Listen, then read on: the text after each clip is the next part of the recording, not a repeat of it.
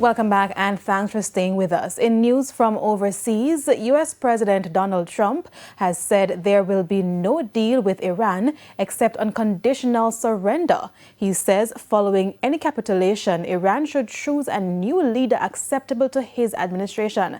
Meanwhile, Israel's military says it has launched a new wave of strikes in Iran and destroyed a military command bunker in Tehran with 50 fighter jets. Tehran residents tell the media last night was the worst night so far and described strikes every few hours.